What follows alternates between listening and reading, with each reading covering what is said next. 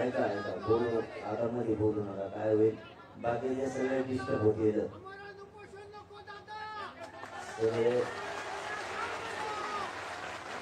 Disturb होते आपण निर्णय घेऊ बसा आपण निर्णय घ्यायसाठीच बैठक ठेवली आपण सगळे आता मी सांगितलं ना तुम्हाला राव आधी सरकारचं आपण काय केलंय आपल्याला ते ऐकून घेऊ नंतर तुमचं सगळं ऐकून घेऊ त्याशिवाय बैठक मोडणार नाही किती ऊन लागून द्या कारण आपण जर एकमेकाचं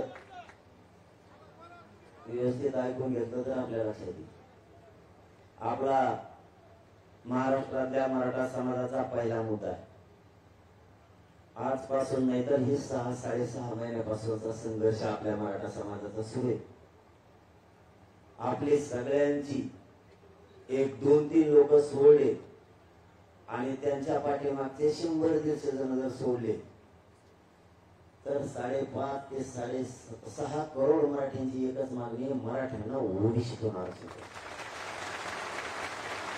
ओबीसीतून आरक्षण पाहिजे म्हणजे आपला हट्ट नाहीये किंवा त्यांच्यावर अन्याय नाही आपल्या नोंदीच ओबीसी आरक्षणात निघाल्या आपल्या पुरावेच आपल्या तिथे निघाले म्हणून आपल्याला ओबीसीत आपलं आरक्षण पाहिजे म्हणण्यापेक्षा आमचं आहे ते आम्हाला पाहिजे ही मागणी आपली त्या मागणीसाठी आतापर्यंत वेगळं होतं आणि आता थोडं वेगळं ही फरक आता समजून घ्या मागणी बदलू शकते असा काल निर्णय झालेला आहे तुम्ही समजून घेतला असेल तरी सांगतो आपली मागणी आहे ओबीसीतून आणि त्यांचं म्हणणं होतं तुम्ही ओबीसीत नाही बसत मग त्याच्यासाठी काय लागतं पुरावा मग मराठा जर ओबीसीत जायचा असला तर आपल्याजवळ पाहिजे पुरावा मराठवाड्यासह पश्चिम महाराष्ट्रात कोकणमध्ये आणि मुंबईच्या काही भागात मराठी कुणबी असलेले पुरावे सापडत नव्हते म्हणून ते म्हणत होते कुणबी आणि मराठा एक नाही आता या 4ही विभागात सापडले विदर्भात पहिलेच होते मग जर आता मराठ्यांचे इकडे नव्हते म्हणून तुम्ही म्हणत होतात कुणबी मराठा एक नाही पुरावे नव्हते म्हणून आता पुरावे सापडले आता कुणबी आणि मराठा एकच आहे का नाही कारण आता पुरावे सापडले ही झाली एक बाजू कालपर्यंत त्यांचं असं म्हणणं होतं 6 महिन्यात दुसरा मुद्दा सांगतो कुणबी आणि मराठी एक नाही असं जर आम्ही म्हणायला गेलो तर ज्यांना कुणबी नकोय ते आमच्यावर रुसायला लागले मग आता ज्यांना कुणबी घ्यायचं नाही त्यांना मराठा म्हणून घ्यायचं ते रुसत होते मग काल आता त्यांना आरक्षण दिलं का नाही ते 2-4 जणांना तुम्हाला कळालं का मी काय म्हणतो आता ज्यांना घ्यायचं नाही सरकार काय म्हणत होता आधी ते विरोध करते म्हणून कुणबी आणि मराठा आम्हाला एक करता येत नाही मग आता ज्याला घ्यायचं नाही त्याच्यासाठी काल दिलं का नाही दिलं मग आता मराठा कुणबी एक करायला सरकार हरकत काय सरसकट आता सरसकटला अडचण काय आता विरोध करणारा कोण राहिला ज्याला विरोध करायचा होता त्याला मग त्याच्यातून घे त्याला जबरदस्ती आहे का ज्याला जे घ्यायचं ते 10% घे ज्याला 10% नाही घ्यायचं त्याला ज्याचे पोरं राज्यापासून केंद्रापर्यंत अधिकारी बनवायचे देशावर अधिकारी म्हणून त्याला मिरवायचं मान प्रतिष्ठा त्याच्या जातीची समाजाची त्याला वाढवायची तो देशभर IPS IAS दर्जाचा अधिकारी म्हणून फिरण ते कुणबीच घे ज्याला फक्त शिकायचंय आणि आरक्षण रद्द झालं की पुन्हा आंदोलन करायचंय निवड झाली तरी नियुक्ती मिळायची नाही त्याला सुशिक्षित करून हिंडायचंय तो 10% घे काय अडचण आहे का आता मग आता मराठा आणि कुणबी एक सरसकट करायला हरकत काय सगळ्या सोयीचा बाजूला ठेवा म्हणा, तुम्हाला नाही करायचं कर सरस करा. आता कशा मिरच्या लागत्या दोन्ही पैकी एक कोणचं कर. सगळ्या सोयऱ्यांची 2 दिवसाच्या अंमलबजावणी कर, नाही तर सरसकट मराठा कुणबी एक म्हणून निर्णय जाहीर करा. काही चुकत आहे का आपलं? काही कर. आता विरोध करणार नाही राहिला. विरोध करणारे 2-3 होते, त्यांना पाहिजे त्यांना म्हणा की त्याच्यातून आता हिंड कवर गळ्यात लटकू. आता राहिला आमचा प्रश्न. आता आम्ही आमचं बघू. तुम्हाला हे सांगू का म्हणजे अतिशयोक्तीने सांगत, काही दिवसांनी त्याला असा पश्चाताप येईल, आपण हेच कुंडीचं प्रमाणपत्र काढा असं बरं झालं असतं. चौकूनच ठोकलो आपण आता. कारण हे कशासाठी दिलंय, काय केलंय हे सगळ्याला माहिती.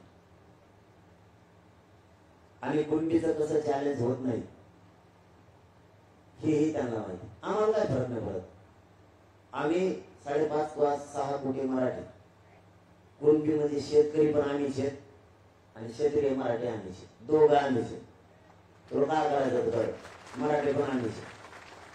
काही बदलत नाही कशाने. लेकर मोठे होते, मिशावर ताव मारता येईल, इन करून आल्यावर मग पोर काय म्हणतात कॉलर टाईट करू, काय नाही होत आपल्याला. त्याचे झाले मोठे आपल्या जीवा, त्याच्यामुळे ते विरोध करतो. त्याला काही कमी नाही. आपला एक मुद्दा क्लिअर, आपल्याला सगळ्या सोयऱ्यांची अंमलबजावणी पाहिजे म्हणजे पाहिजे, त्याशिवाय सरकारला सुट्टी नाही. मग काही हो. आपला प्रमुख मुद्दा मराठ्यांना ओबीसीतून आरक्षण पाहिजे. सगळ्या सोयऱ्यांची अंमलबजावणी करायची. नसता आता विरोध करणारे बंद झाले. सरसकटला आता अडचण राहिली नाही. सरसकट मराठ्यांना कुणबी आणि मराठा एक आहे म्हणून फक्त एक कॅबिनेटचा निर्णय करायचा, एकाच ओळीचा, फक्त एका ओळीचा. दोन्ही सोबत कोणचं करा. विरोध करणारे आता संप. सगळ्या सोयऱ्यांची अंमलबजावणी पाहिजे आणि आपण दिलेल्या व्याख्यासह पाहिजे. जाहीर मराठ्यांना सांगतो, पुन्हा एकदा ध्यानात राहून दे जा. मग गाव आवाज बंद पडतो. मग लय बघत काय सांगतो, जवळचे सरकार फोडायला वगैरे ते फोडले की मी देतो तुम्हाला सांगून, तुम्ही लावता त्याला गोळी. लय ताण झाला मला, काय सांगतो. खरं बोललं लय जड जातो आणि समोरचा लोटा माझ्यासाठी खोटं बोला, आणि मी काय बोलत नाही त्याच्यासाठी खोटं. आपली व्याख्या आहे, मराठा समाजात पिढ्यानं पिढ्या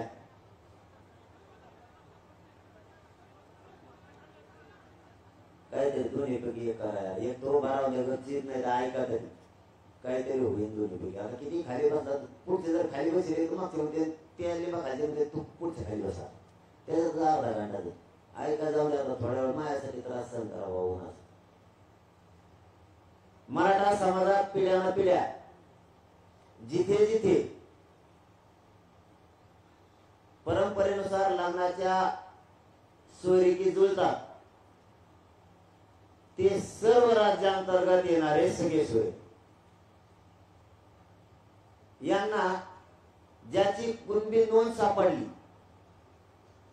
त्याच कुणबी नोंदीच्या आधारावर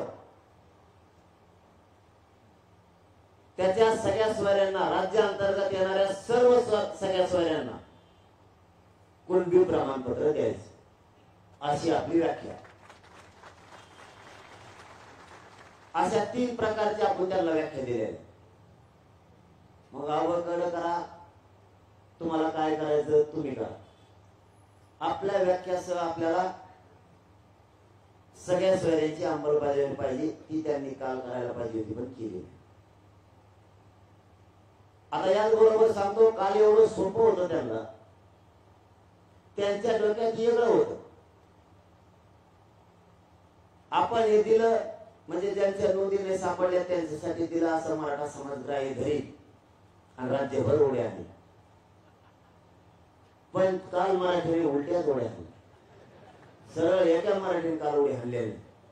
त्यांच्या संख्या 10-5 जणांनी सोडून त्यांना वाटलं मराठी आता टांगड्यावर चलते, मराठी टांगड्यात वर गेल्या का बाबा दोन तीनच वाचेल आणि ते एअरपोर्ट मध्ये येवल्याचं गोधडी कंबर घेऊन आज काय बघतो मावला तो काय माहिती मी आज काय बघतो तुला काय म्हणले ते बघतो. आणि मला मायबाप मराठ्यांना तुम्हाला सांगतो मी गोधडीत मोबाईल मध्ये काय बघतो त्याला कोण सांगतो नाही ह्यो बी मला माहिती झाला पण तुम्हाला आज नाही सांगतो तुम्ही असं त्याचा मागं लागता तो बी मला माहिती झाला. मी लय करू हे शपथ सांगतो तुम्हाला मी मागा लागलो लय मागा लागलो हातपाय धुवून मी ती शोधूनच काढा याला कोणी सांगत आमचाच हातो मराठ्याची गद्दारी नको करू आमच्या आसपास शेजारी राहतो तू हो मराठीचे बेमानी नको करू इथंच राहून जवळची जवळ राहू तू तुला कळतंय तू ऐकतोय मी काय म्हणतोय ऐकतोय म्हणजे इथंच बसलेला आहे तो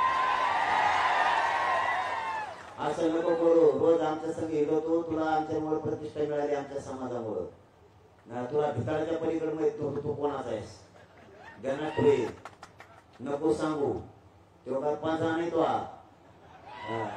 ही बाप आहे आपला इथं बसलेला याच्यासाठी कर तुला काय मिळणार एखाद्या काम द्यायचं 2-3 लाखाचं एखादा पोरा तो खाला त्याच्यात दुप्पट जाईल तो जाती शहर गद्दारी नको करू त्याला कोण सांगत आहे मग आता निघाल्याशिवाय सांगत मी गोधडीत काय करतो म्हणजे आणि तुला येऊन बघ बरं मी काय करतो गोधडी ते भांडारा घेऊन येतो परत मग ते शाळेत एवढ्या एवढ्या मंदिर कशाला बोलायचं मग मला मी माझ्या जातीसाठी करतो तू माझ्या बोलायला का पुसता बसायला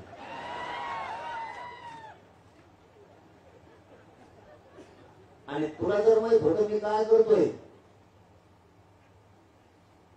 तर साल्ल्याच्या किल्ल्यावर तो हा कार्यकर्ता तो कोण पाठीला होता गृहमंत्र्यांनी सांगितलंय सखोल चौकशी करतो ते टेम्पो कोणी सोडला होता लवकर करा नाही तर मला नाव सांगायची वेळी तू बी काय करतो ना मी गोधडीत काय करतो माहितीये तुला तू काय करतो मला माहितीये तुला कोण कार्यकर्ता तिकडे होता हे बी मला माहितीये तुला जर मराठीने जेलला टाकायला उठाव केला ना तर तुला आतच समाधी घ्यावा लागेल ध्यानात ठेव तू मी पोलीस यंत्रणेपेक्षा गुप्तचर यंत्रणेसारखा खूप आत घुसत असतो हे टेम्पो कोण हे सटाण्याचा कोण तिकडं काय करतो साल्ल्याच्या किल्ल्याकडे तो काय मी तो यासारखा भेकड नाही म्हणून सांगत नाही मी नुसतं टपकशील म्हणलो मराठवाड्यात शब्द आहे लय टेन्शन घेऊ नको टपकशील तर काय झाली त्याने उलट धरलं मला टपकी म्हणतो तो यासारखा भेकड नाही मी साल्ल्याला कोण असतो तो कोणाचा कार्यकर्ता होता हे सगळं मला माहिती आहे माझ्या समाजाला आम्ही सांगितलं नाही आणि पोलीस यंत्रणेला नाही पण पत्रकारांनी त्याविषयी प्रश्न विचारला साल्ल्याच्या किल्ल्यावर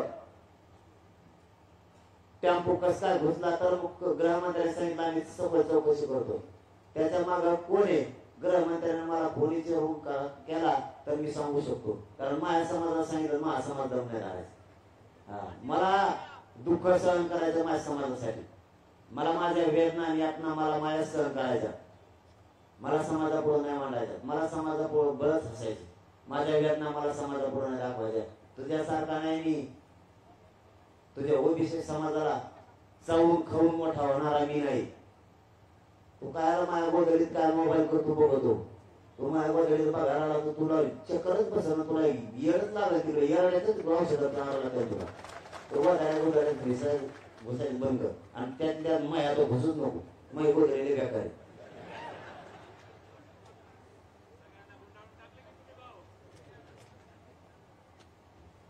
सगळ्या सोयऱ्यांची व्याख्या आपण सरकारला दिलेली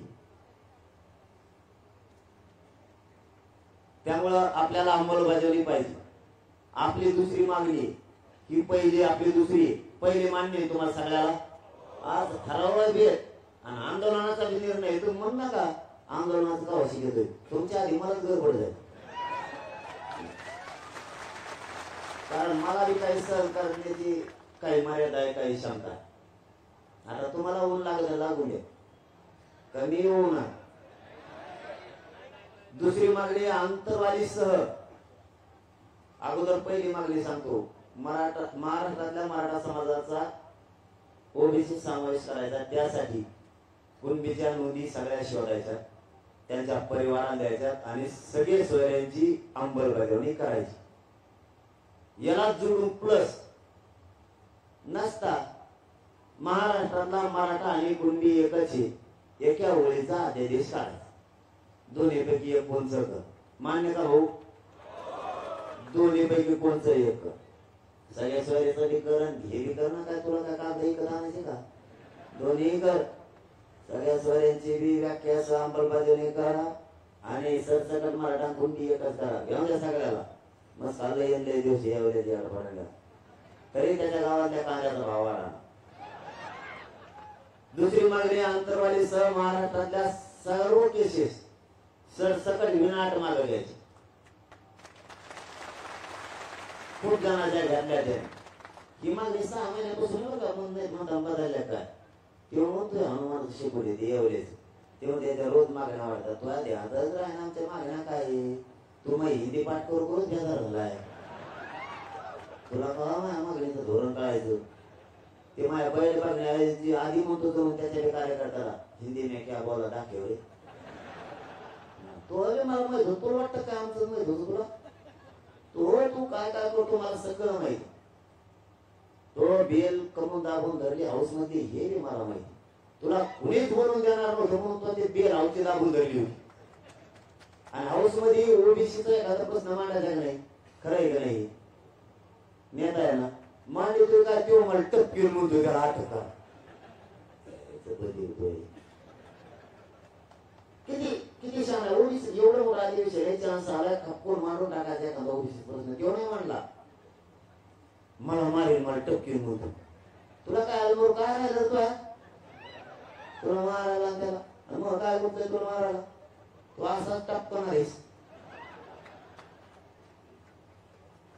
तिसरी मागणी हैदराबादचं गॅजेट हे आपण 6 महिन्यापासून घ्या म्हणतो. ते गॅजेट घ्यायचं साधी प्रक्रिया. त्यासाठी शिंदे समितीनं नुसतं हैदराबादचं गॅजेट शिकवायचं. साधी प्रक्रिया सचिव सुद्धा शिकवू शकतो.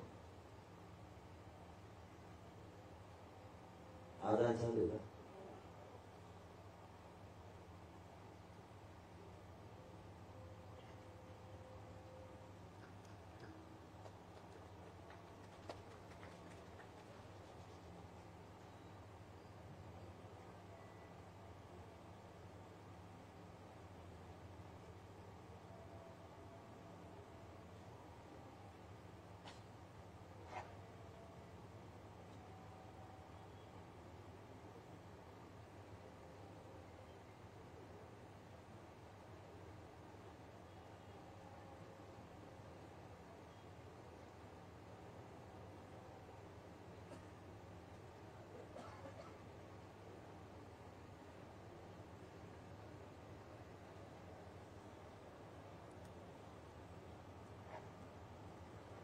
आवाज नाही आता झाली ना की विले मदत करतात आपल्याला. उली आपण सन्मान करायला पाहिजे. दुसऱ्याचा ऐकून नाही जमायचं आपल्याला. आता शेतूर ओळखावं लागेल खरा शेतूर कोण आपलं. आपल्याला कुणी विचारतात जातात आणि तिथे चुकून आपल्याला दम आपण असे नमुने मराठीची. हैदराबादचं गॅजेट तात्काळ समितीला घेता येतं. समितीला ते घ्यायला पाहिजे नाही घेतलं. आणखीन पण 1881च्या जनगणनेत सुद्धा मराठा आणि कुणबी एकच ती सुद्धा घ्या. ध्यानात राहू दे. तुम्हाला बोलायचं उद्या खाली बसा वर बसा नका टाइम घालू द्या. मग असं बेजेरी चालली आपल्याला पटापटा हे ऐकून तुम्हालाही माहित पाहिजे. आरक्षण अभ्यासाची गरजच नाही पडली पाहिजे. आता त्याला काय म्हणते ते असं म्हणायचंच नाही. त्यांना मला पाहिजे तुला काय माहिती सांगू. आपण शिकून घ्यायचं काय काय पाहिजे. उद्या माझी बोलती बंद पडली समजा उपोषणात कुणी सांगायचं सरकारला तुम्ही सांगायचं हे पाहिजे म्हणून देतो. म्हणजे आपण शिकून घ्या. घराघरातले मराठी आपल्याला लागतंय ते. आवडत सांगायचं शेतात आपण शिकायचं. पेरणारा बघायला जायचं ते 2 दिवस नाही आल्यावर पडत पडत राहणार आपलं. आपण पेरायला शिकायचं. आपण आपलंच करायचं सगळं. लोकांची बरबाद झाला. आता 1931 सुद्धा जनगणना आहे. तिच्या सुद्धा मराठ्यांचा उल्लेख आहे, तीही घेण्यात यावी. बॉम्बे गव्हर्नमेंटचं गॅजेट सुद्धा घ्या, अडचण नाही ते घ्यायला. पूर्वी ते शासक होते, आता तुम्ही शासक घ्यायला अडचण काय तुम्हाला? उदाहरणार्थ आपले वडील पूर्वी शेती करायचे, ते थकल्यावर आपण शेतीचा कारभार आता घ्यायला काय अडचण आहे का? त्यांनीच करावं तरी. मग पहिला शासक ते होता, त्याच्या काळात त्यांनी सगळं लिहून ठेवलंय. आता शासक तुम्ही आहे, तुम्हाला स्वीकारायला हरकत काय? एकदम साधी आणि सरळ प्रक्रिया आहे. याला कशाची कॅबिनेटची गरज नाही, कशाची नाही, कशाची. समितीचा एक साधा सदस्य सुद्धा हे स्वीकारू शकतो. सातारा संस्थांचं सुद्धा गॅजेट, काय हरकत आहे तुम्हाला स्वीकारायला? याचा अर्थ ते पहिले राजे नव्हते का? ते शासक नव्हते का? ते शहाणे नव्हते, तुम्ही ते शहाणे आहेत का? मग तुम्हाला स्वीकारायला हरकत काय? काहीच पुरावा न स्वीकारून सुद्धा आरक्षण 1967 तुम्ही दिलं, ते तुम्हाला चालतं. आणि जर पुरावेवाल्यांना आरक्षण द्यायचं नाही, ही आता शेवटची फाईट आहे मायबाप मराठी. होऊ द्या, आता ही शेवटची फाईट.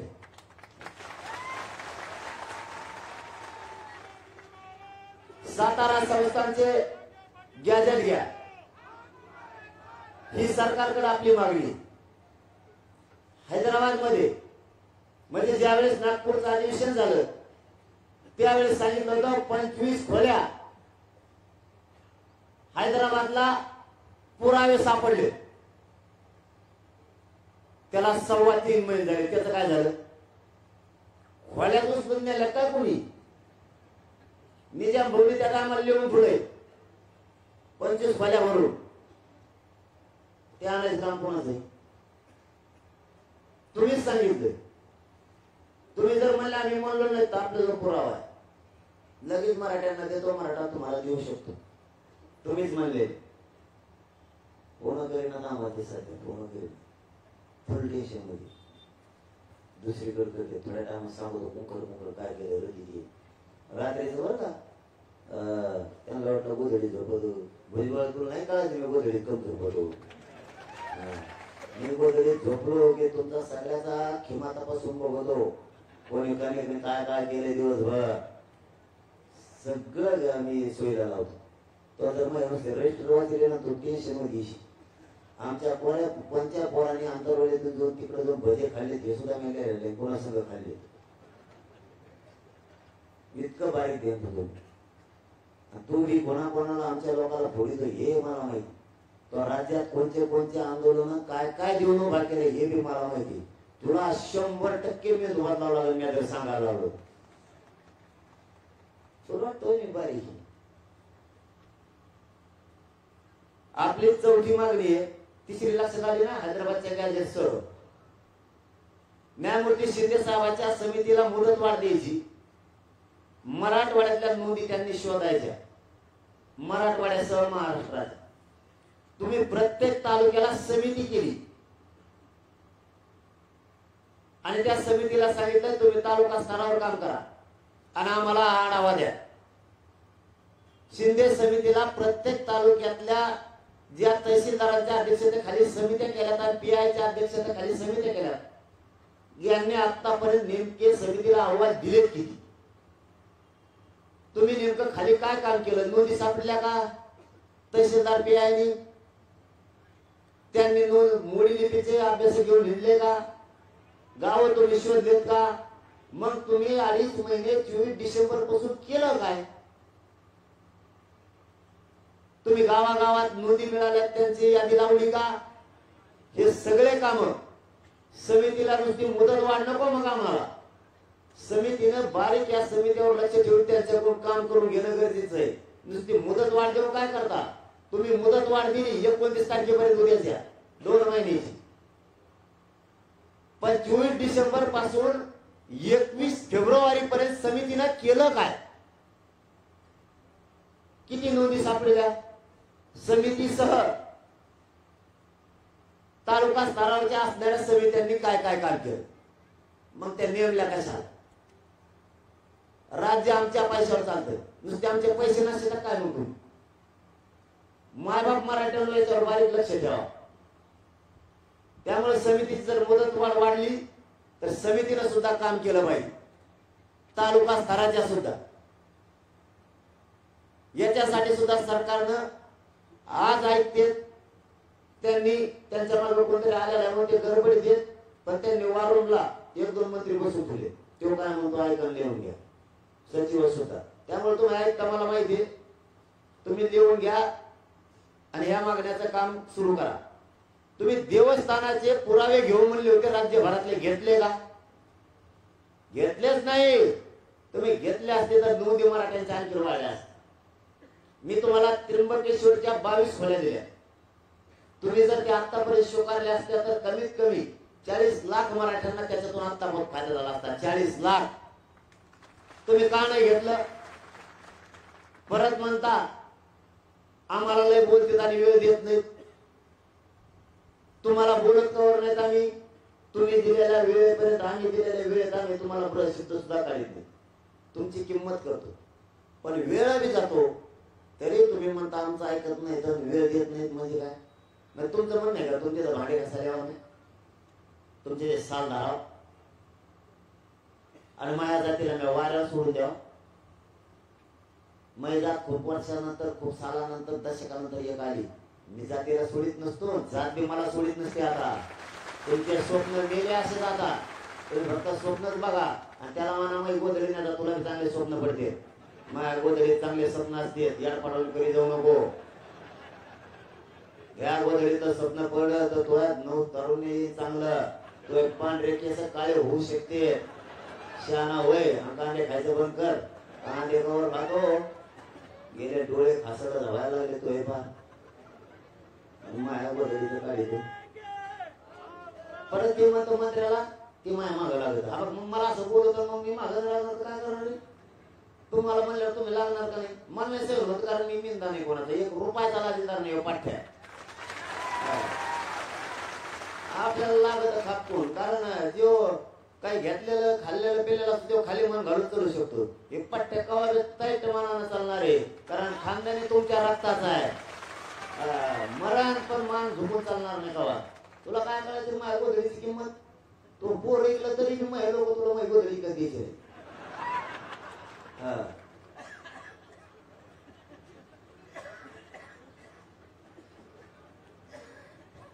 देवी लस आणि भाट, त्या भाटांचे सुद्धा पुरावे घेऊन म्हणले असा तुम्ही शासन निर्णय द्या. बरं का माय बापू, शासन निर्णय देऊ. GR काढलाय. किती घेतले भाटाचे पुरावे मला जरा सांगता का माझ्या मराठा समाजाला? सरकार जरा पुढे येऊन कोणी सांगल का? भाटाचे, त्र्यंबकेश्वरचे, राक्षस भुवनचे, देवी लसीचे पुरावे किती घेतले? दाखल्यावर कू जरी असलं, जन्म दाखल्यावर किंवा शेती जरी असलं एखाद्या 33-34 गाव नमुन्यावर किंवा पीक पाणी अहवालावर किंवा खासरा पत्रावर तुम्ही घेऊन म्हणला किती घेतले? जरा मला प्रेस घेऊन माझ्या मायबाप मराठ्याला सांगता का? तुमच्या संघ फक्त 2दाच बंद खोलीत बोललो, व्यासपीठ नव्हतं म्हणून.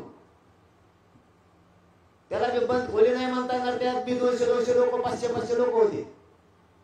लोणावळ्याला वाशीला तिथं व्यासपीठ असतं तर व्यासपीठावरच बोललो असतो. तरीही तुमच्या बाजूने बोललेलो नाही. हो पाठ्या समाजाच्याच बाजूने बोललाय आणि गुलालाचा अपमान होऊ देऊ नका. ह्याच मराठ्यासमोर सांगितलं. खोलीत काय बोललो असतो ना तर त्यांना म्हणलंच नसतं गुलालाचा अपमान होऊ देऊ नका. आणि मी आता उपोषणाला बसलो नसतो. त्यामुळे कोणीतरी माझ्या मराठ्याला सांगन का आता हे पुरावे किती घेतलेत आम्ही आतापर्यंत? या जरा करा धाडस, या पुढे येऊन सांगा मीडियाला की आम्ही त्र्यंबकेश्वरचे घेतलेत, भाटांचे घेतलेत किंवा नाही घेतलेत म्हणून तरी सांगा. काम करायचे नाही आणि मराठा रस्त्यावर आला की मराठ्यांना नावं ठेवायची. तुमची खोड बंद करा. किमान आता रात्रीचा तरी अनुभव डोक्यात असू द्या. कोणीतरी म्हणलं होतं आंदोलनाचे परिणाम निवडणुकीवर होत नाहीत. त्याच्या डोक्यात होतं हे आरक्षण दिल्यावर मराठी उड्या आणतील. आता तरी भोट डोक्यात आला असतं तर घे. मराठ्यांना या आरक्षणाच्या बद्दलच काही सोयीसुद्धा नाही, काही वाटत सुद्धा नाही, त्यांना आनंद बी नाही. वैशान आता तरी आणि सगळ्या सोयऱ्यांची अंमलबजावणी कर. आता तुम्ही जर हे काल 2 एका फटक्यात केलं असतं, ते बी द्या. आमच्या कोणत्या मराठ्यांच्या विरोध आहे तुम्हाला ते द्यायला? आम्ही कोण म्हणलं देऊ नका? अरे ह्याच वर्ग तुम्हाला ते दिलंय, यांनीच दिलंय, ते सुद्धा द्या म्हणले त्यांना. दोघा तिघांना लागत आहे, पण आम्हाला लागत. तुम्ही दोघा तिघांनी त्या 150 जणांनी यांना द्यायला पाहिजे. त्या गोरगरिबा तुमची जबाबदारी, यांनी तुम्हाला दिले. देशात ही पहिली घटना श्रीमंताला गरिबांनी दिले. हा घ्या, तुम्हाला मोठं आम्ही यांनीच केलंय आणि आता आरक्षण बी यांनी दिलं, घ्या. पण एक बी ध्यानात ठेवा, तुमच्या हट्टापायी गोरगरिबांच्या पोराचं वाटोळं होईल असं करू नका. कारण हे जर आरक्षण रद्द झालं तर ESBC सारखा 2014च्या आणि SCBC सारखा 2018च्या माझ्या मराठ्यांच्या पोराच्या हातात लेख नाही यायला पाहिजे. त्या अधिकारी म्हणून निवड झालेले पोरं आणखी नियुक्त्या नाही, ते आंदोलन करते. त्यांच्या कमराला आता बेल्ट लागायला पाहिजे अधिकाराचा. त्याच्या कमरेला आता ईन पाहिजे होती, अधिकारी झाली, तर ते आंदोलन करीत फिरतय. पुन्हा तेच आरक्षण जर रद्द झालं आणि पोरांनी त्याच्यावर परीक्षा दिल्या, निवडी जर झाल्या आणि आरक्षण रद्द झालं, आणखी 7 वर्ष त्या पोरांचं वाटोळ होईल. पहिले 4 आणि 7 गेली एक पिढी वायाला. जरा भानावर मागणारा तो आजवळ इतकं खालून पेटीलं तर वर जळ जळ जळ 1.5 वर्ष लागलं. तो यासाठी तुला ते पाहिजे म्हणून गोरगरिबांच्या पोरात वाटोळ करू नको. कारण ते आरक्षण आणखी नाही आदरकरीचे, जरी त्यात 2 कलमा वाढलेल्या असल्या तरी त्याच्यावर सांगतो तुला मग पुढचा मत उशिरा घेतो. जरी मान्य न्यायालयाने त्रुटी भरून काढायच्या सांगितल्या असल्या तरी ते भोसले साहेबांच्या समितीला सांगितलेले आहे. याच्यात 10-11 प्रकार आहेत, नुसता एकच नाही. मागास सिद्ध करावं लागेल, ते एकानं करायचं म्हणजे मागासवर्ग आयोगाने करायचं. वेगळ्या वेगळ्या त्रुटी आहेत, त्या वेगळ्या वेगळ्या समित्यांनी टास्क फोर्सनं भरून काढायच्या. त्याची वर्गवारी कशी पाडायची, काय करायचं, हे वेगळ्या वेगळ्या त्याच्या उपसमित्या. त्यांनी सगळ्यांना अहवाल द्यायचे मान्य न्यायालयात, तेव्हा ते टिकलं तर टिकणार आहे. आणि ते टिकवायचं असलं तर त्याची हिअरिंग ओपन कोर्टात व्हायला पाहिजे. उन्हातल्यासाठी थोडं बोलू ना, थोडा वेळ स्वारी बर का, स्वारी त्यांना वेळा द्या. आपण तिथून नंबर टाकायला पाहिजे होतं. मागासवर्ग आयोगाने त्यांचं काम केलंय, परंतु ही हिअरिंग जर ओपन कोर्टात झाली तर त्याचं काहीतरी होऊ शकतं. आणि शक्यतो क्युरिटी पिटिशन ओपन कोर्टात येत नाही. आतापर्यंत देशात 75 वर्षात असं घडलं. रिव्ह्यू येतो आणि पाठीमागची हिअरिंग झालेली 2021ची कोरोना काळात झालेली, त्यामुळे पूर्ण अहवाल वाचण्यात आलेला नाही. आणि ओपन कोर्टात हिअरिंग जर झाली तर अहवाल वाचण्यात येईल. आणि क्युरिटी पिटिशनला अधिकार नाहीये ओपन कोर्टात सुनावणी घेण्यास. मग पुन्हा जर केस पाडी वाचायची वेळ आली तर मेला नाही मराठ्याचं पोरगं आहे. त्यामुळे त्या दोघा तिघांनी थोडा विचार करावा. तुम्ही टिकन म्हणता तर टिकून द्या, आम्हाला काय देणं घेणं नाही. हो, तुम्ही टिकवा, आमचा आक्षेप नाही, आम्हाला शंका घेणे. तुम्ही टिकत असलं तर टिकून द्या, खुशाल टिकवा. ते फक्त राज्यांतर्गत. पण आमचे शेतकरी कुणबी म्हणून मिळणार राज्यात बी आहे आणि देशात सुद्धा आहे. आमचा मराठा देशातही अधिकारी म्हणून मिळणार आहे आणि राज्यात सुद्धा मिळणार आहे. आणि कोणाचं म्हणणं असेल सगळ्यालाच नोकऱ्या लागत नसतात का, तर मा म्हणणं आहे हा. कारण विभाग नुसता एकच नाहीये, शेकडो विभाग आहेत. वेगळ्या वेगळ्या विभागात वेगळे वेगळे अधिकारी बनते आमचे. आणि विभाग शेकडो आहेत, मोजीचा सुद्धा येत नाही इतके. त्यामुळे आरक्षणाची काळजी करायची नाही आणि नोकऱ्याची शिक्षणाची नाही. आपल्याला ओबीसीतूनच पाहिजे, सगळ्या सगळ्याची अंमलबजावणी पाहिजे. करून टाका सरसकट मराठा आणि कुणबी एकच आहे. राज्याला मान्य आहे, आम्हाला ते नाही मान्य. ते तुम्ही टिकवा, खा प्या, कसं घेऊन हिंडा. तुम्ही टोपल्यात जास्तीचं उरलं तर सगळं घेऊन हिंडा. पुढं लागलं तर पटकून मोठ भरून द्यायचा. तुमचं चलून द्या, उरलेलं तुम्हालाच घ्या, त्याला द्या. मायागुण अर्ध टोपलं नाही माया गोधरीत हाय म्हणत त्याला द्या एवढ्या माया गोधरीत काय काय तुला कवा मेळ लागायचा भाऊ तो डोकं खाजून खाजून तो वर्षासाठी सालपट निघेल तरी तुला मेळा लागायचा मी काय चीज उगाच बोललो का काय गरज होती त्याला माया बरोबर बोलायची त्याला कोण मारीन काय आणि सांगतो विधानसभेच्या पटलावर एवढा मोठा माणूस विधानसभेच्या पटलावर एवढा साधा विषय सांगतेत का समजून तर घेता रे काय म्हणतोय टपकीर म्हणतो आणि टपकीर म्हणणारा टपकीर सांगत असतो मी मग याला काय करावं रे थांबा रे या गार असेल मिळू द्या याच्यात किती दम आहे बघत होत्याला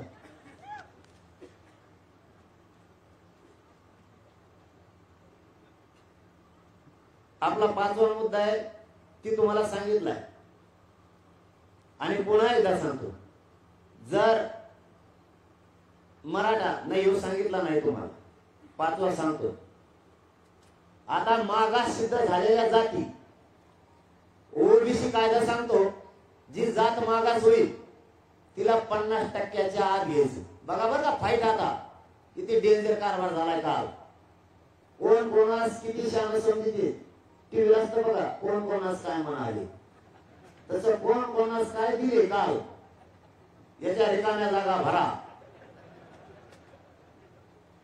जी जात मागास सिद्ध होईल सरकारचा क्रम प्राप्त आहे की तिला ओबीसी आरक्षणात घ्यायचं सांगतो नाही काय तसं मागास सिद्ध झाल्यावर 50% जात घ्यायचं मराठा मागास सिद्ध काल झाला का नाही झाला रे मग मराठा 50%च्या बाहेर काय करतो त्या 2-3 जणांना सांगा रे कोणीतरी बाहेर करून घातलं म्हणा मग आम्हाला तू तर म्हणतो मराठा म्हणून पाहिजे 150 जणांना लागत त्यांना 100-150 ते गोळी घरून आणले तरी नाही खाते कोकळ त्यांना एवढं तरी कळायला पाहिजे ना मराठा समाज मागास सिद्ध झाला मराठ्यांना 10% आरक्षण मिळाले मग 50%च्या वर कशाला 50%च्या आत घालावं लागल आणि त्यात तिघाला मी सांगतो कायदा मराठा समाज मागास ठरलास 10% त्या तिघांनी उद्यापासून काम सुरू करा सरकारच्या मागे 50%चे वर प्रवर्ग करू नको मान 50%च्या आत घे म्हणा आम्हाला तू जर मराठा म्हणून काम करतोय तर मराठ्यांना फसू नको हे चॅलेंज आहे माझं तुला आता तू सांग त्यांना 50%च्या आत 10% घाल म्हणून आणि मर्यादा वाढव तू मराठा म्हणून घेतला आता तर मराठ्यांच्या पोरासाठी त्यांचं वाटोळं होऊ नये म्हणून 50%च्या वर नको म्हणून तरी सांग 50%च्या आत ते 10% टाका म्हणून सांग आता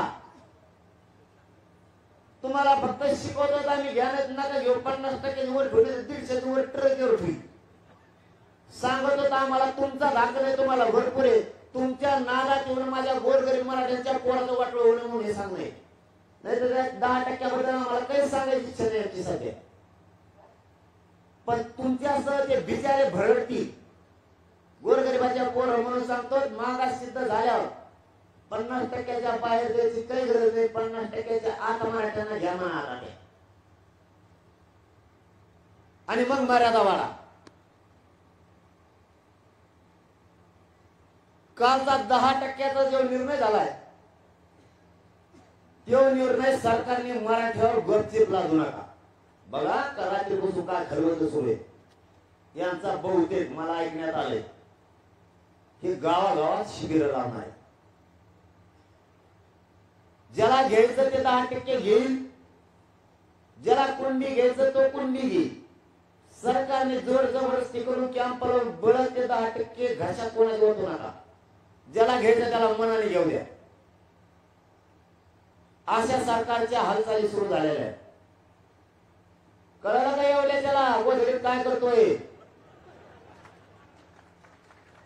तू एरिया खाली गोधडीत दाखवतो थोडा निकच करतो तो आरक्षण घेतो सगळं इकडं ओढून एकच दिवस काय मग गावा घे काही म्हणत मग काय समज आहे मग ते पण ते कसं बोलते तुला काय करायचं मग तुला गोधडी तर रगीत फरक कळतो रग कशाला म्हणते गोधडी कशाला म्हणते तुला काय करा तुला मलाच इंजेक्शन द्यायला लागतं का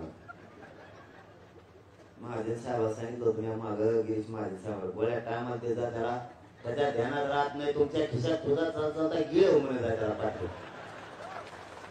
ते पण दुर्लक्ष करतात त्यांना वाटतं टप्पूनवर जावा का काय म्हणून ते बी देत नाही वाटत कारण त्याला आताच फरक कळणार रग म्हणजे काय गोदडी म्हणजे काय कोणास कोण काय म्हटले तू याचा आरक्षण मिळून तुला दाखवतो ते दाखवतो म्हणलं किती दाखवलं म्हणतो कोणच मला टक्के ते दाखवलं म्हणलं इतकं बधीर झालंय संरक्षणासाठी लई त्याला वाटतं बाकीच्या पोलिसांनी फिरत कधी इकडून तिकडून मग हे मंत्रालयात जात असं हे तुरु तुरु चलत त्याच माझ्या काचाच्या बधीर झालेल्या बाकीच्याला लय मोठी पोलीस दिसत असे काळे पांढरे कपडे घातलेले ती काळे कपडे घातले मला काय कसं तुला येईल कसं तो नियतच चालले नाही तो सगळे ओबीसी बरबाद करून टाकले तुला हायवे काढून घेतले पाहिजे आणि काय खाली वाचले ना घरावले का दंड घेऊ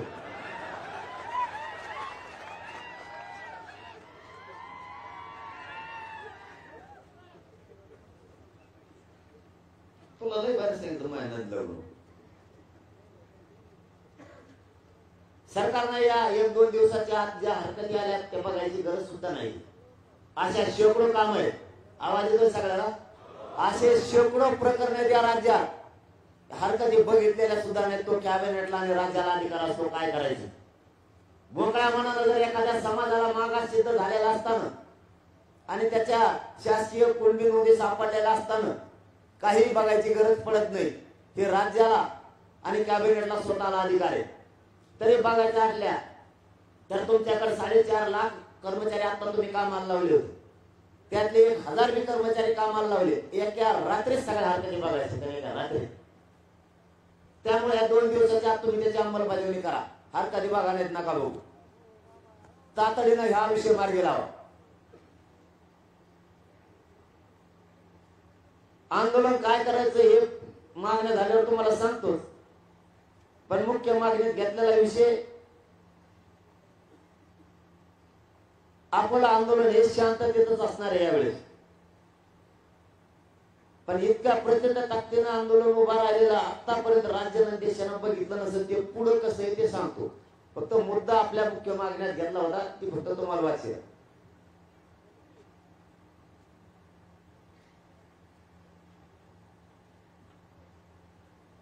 आता मागण्या काय राहिल्या तुमच्या ओके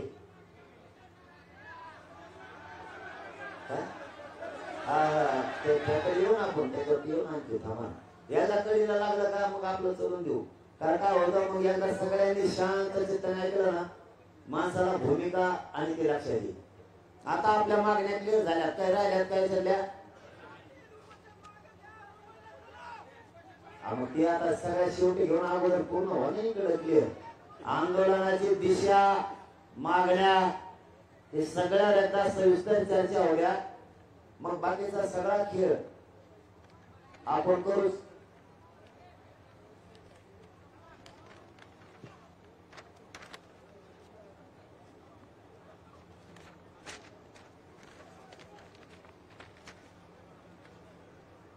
तेव्हा म्हणतो बदली काय करतो येऊन बघितलं का ते लिहितोय लिहावं लागतं मला माझं लय काम असते तो यासारखं बिगर लिहिलं जेलला जातो मग तू मला मी दौरा बी करून आलो माया पाहू तरी लिहितो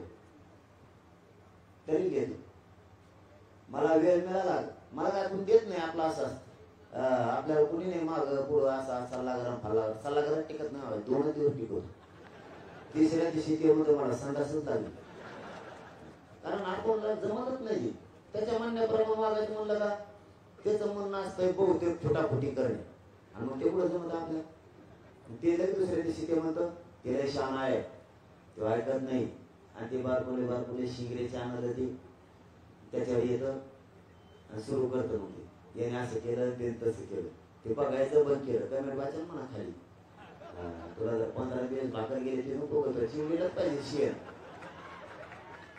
आणि मी काही वाईटच नाही करत तुझे तू तुला मान दिला की मग मी चांगला आहे तू म्हणतो सरकारचं ऐका मग मी ऐकलं मग मी चांगला आहे तू म्हणला का थोडं असं करा, मग मी ते ऐकलं केलं, मग समाज देतो वाऱ्यावर सोडून तो एकट्याचा ऐकत बसतो.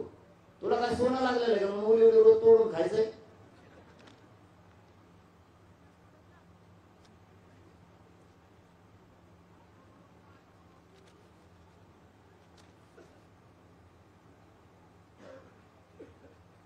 आंदोलन कसं करायचं?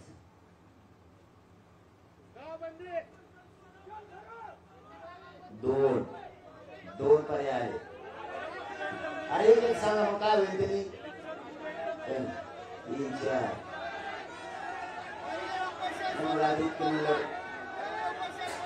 असं तुम्हाला वाटतं निर्णय करेल एक एक आपण एक आबाग अशी शिस्त पाळायची.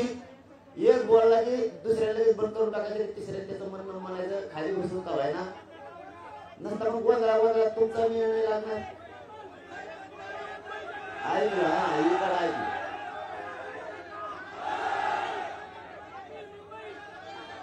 ऐकलं ते ऐकलं.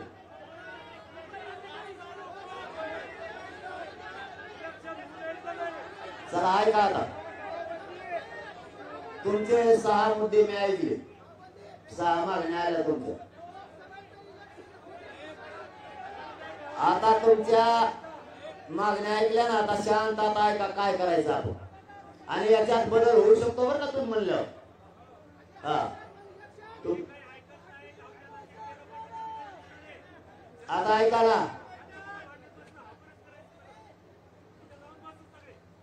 ऐका आता. अरे त्यांना दिला आणू ना, काय दिलं त्यांना दिला. मराठ्याच्या गावाच्या पायात पडले पाहिजे ते बी. बघा मी कशी कला करतो, मी काय साधा कला करेल काय? जे जे आंदोलन केलं म्हणजे 6 महिन्यातून आपण टप्पे पाडून आंदोलन केलेले. कोणतं अपेक्षित झालं? पहिल्या टप्प्यात मागितलं आपण राज्यातल्या कुणबी नोंदी शोधा, आतापर्यंत शोधित नव्हते. 57 लाख शोधल्या, आता त्याचा आकडा धरून 63 लाख आहे. म्हणजे आतापर्यंत समाज जणू 1.25 करोडपेक्षा जास्त आरक्षणात गेला. परिवारासह गावच निघाले, काही नसते निघाले ठीक आहे ना, पण काही निघाले त्यात समाधान आहे का नाही? काहीच नव्हतं. मग आपल्याला जवळपास मराठवाड्यातले 1400 गावं निघालेत आतापर्यंत, 100%, 8000पैकी. किंवा हे नव्हते, मी म्हणत नाही हे लय भारी उडी मारली, पण 1400 बी म्हणजे साधा आकडा नाही बरं का. ही बी नव्हता. राहिले 6-6.5 ते बी पुरे घ्यायला लोक यायचे त्याच्या माध्यमातून, महाराष्ट्रातले घ्यायला लोक. तुम्हाला फक्त एक विनंती ती सांगायची राहिली, ती गडबडीत ती विसरून गेलो. ज्यांच्या नोंदी सापडल्या त्यांच्या परिवाराने अर्ज करा, त्याच्याशिवाय प्रमाणपत्र भेटणार नाहीत बरं का. ज्यांच्या नोंदी सापडल्या त्यांच्या सगळ्या परिवारानं, कोणाच्या घरात 200 माणसं आहेत, कोणाच्या 100 आहेत, घरात म्हणण्यापेक्षा त्याच्या वाड्यात त्याच्या भावकीत कोणाच्या 70 आहेत, कोणाच्या 50 आहेत. एक जरी तुमच्या भावकीत नोंद सापडली तरी त्याच्या सगळ्या परिवाराला त्याचा लाभ घेता येतो. बाकीच्याने अर्ज करा, हे ध्यानात असू द्या. कारण तुम्ही अर्ज नाही केले, समजा आता 1400 गावात नोंदी निघाल्या, 1400 गावाच्या जर भावक्याने अर्ज केले, किती लोक घेतले मरणाचे, अर्ज करा पटापट, ते काम महत्वाचं आहे. आणि आता इथून पुढे आपण बी काही काम हातात घ्या. आपल्या नोंदी शोधायला मोडी लिपी आपणच आणायचं. आता काढ म्हणायचं रेकॉर्ड देऊ पुढे, आपण रेकॉर्ड शोधायला सुरू करा. आता आपल्याला बी आयता नाही जगायचं.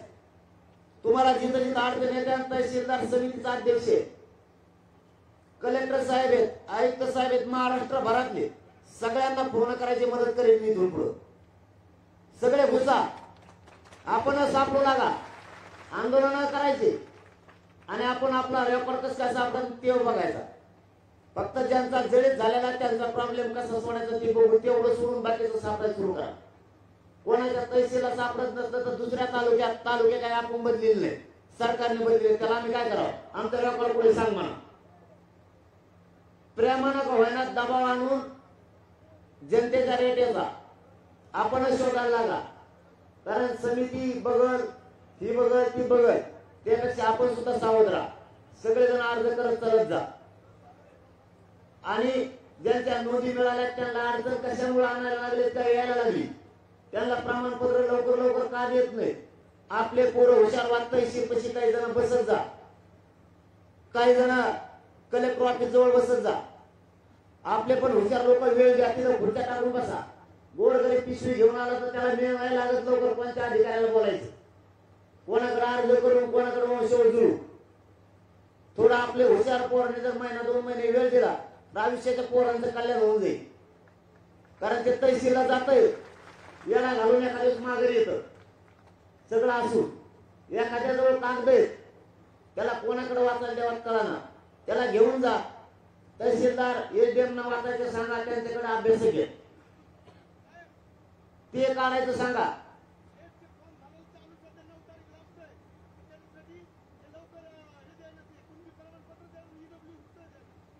ईडब्ल्यूचं काय करत तुम्हाला पाहिजे.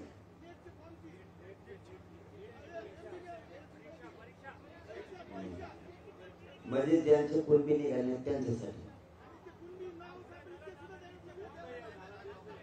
मग आता तेच सांगितलं मी, आता मला काही कानावर गोष्टी पडल्यात म्हणून. आपले जे एका तालुक्यात 10-5 हुशार नाहीत आपले, माझ्या तर हुशार सगळे माहित नाहीत, म्हणजे तुम्हाला मान्य आहे. तुमच्यात तुम्हाला माहित असतं. अख्ख्या तालुक्यात 1.5 लाख लोकसंख्या आहे, त्याच्यात 5-7 जण आपले कायमचे नाहीत का, की गोरगरिबाला कशामुळे दिल्यावर अडचणी यायला लागल्या. खरंच करा ते. प्रत्येक तालुक्याला काय करा, एक सेवा केंद्र मदत केंद्र म्हणून मराठीचं उभा करा, एक छोटं बारीक मंडप देऊन ते काही खोली करा. ते तालुक्यातल्या कोणाला कशाची अडचण आली, लय झालं एक काम करा, तालुक्याच्या वतीनं सगळ्यांच्या खोलीचं भाडं आपण भरायचं. आता बस म्हणा तिथं 10 पोरं नेमून द्यायची आणि ते कागदपत्र तिथे घेऊन जायचे. प्रमाणपत्र का देत नाही असे घराने आता यांनी सांगितलं की सांगायची वेळ नाही येणार. ईडब्ल्यूचं प्रमाणपत्र कमवून देत नाही, जवळ आता कुणबी निघालं नाही तोवर ते विचारू शकतो. आणि महत्वाचा विषय सांगत राहिला, महाराष्ट्रासाठी महत्वाचा विषय सांगत राहिला. ते पूर्वी लागत असं मला माहित नाही, पण आता लागत नाही.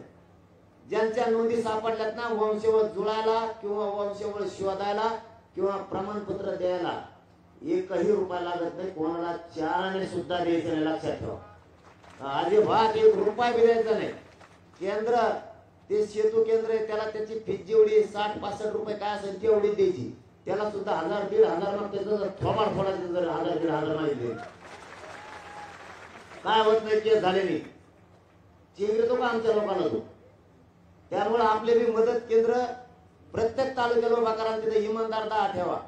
एका गरीबाकडून त्यांनी सुद्धा पैसा नाही घ्यायचा, एकानं बी.